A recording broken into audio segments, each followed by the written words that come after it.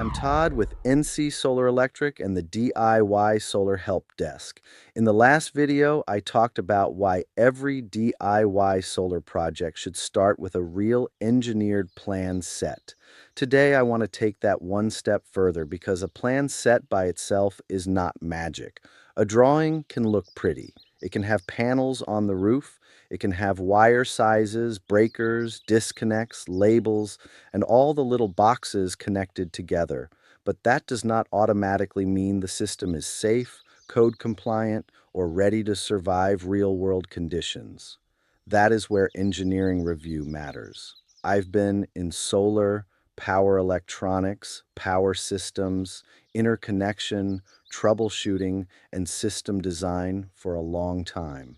I've seen projects that looked fine on paper, but once you understood the roof, the structure, the wind zone, the snow load, the electrical service, or the utility requirements, there were problems hiding in plain sight. And those problems can get expensive. They can stop a permit. They can fail an inspection. They can force equipment changes. They can require a redesign after the customer already bought everything. And worse than that, they can create safety issues. Solar panels are not just decorations sitting on a roof or out in a field. They are electrical equipment mounted outdoors, exposed to wind, rain, snow, heat, lightning, and decades of movement and weather. That racking has to stay attached. That roof has to support the load. That ground mount has to handle wind. That electrical system has to operate safely.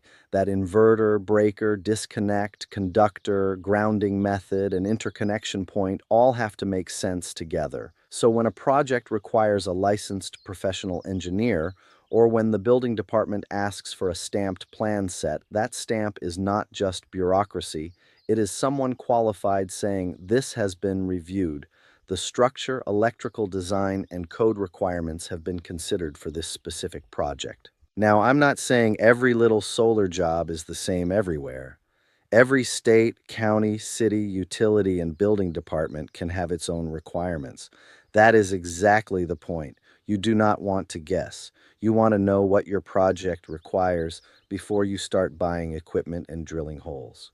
A proper engineered plan set, reviewed and stamped when required by a licensed PE in your state, gives the homeowner, the installer, the building department, and the utility a much better path to approval. It does not guarantee everything will be easy. Solar is still solar. There are always details, but it puts the project on solid ground.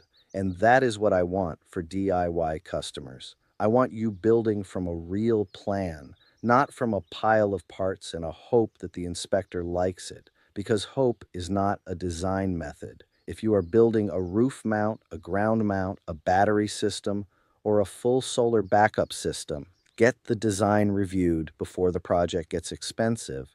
And if you already have a plan set, but you are not sure if it is complete, or you already bought equipment and now things are getting messy, that is exactly what Solar Rescue is for.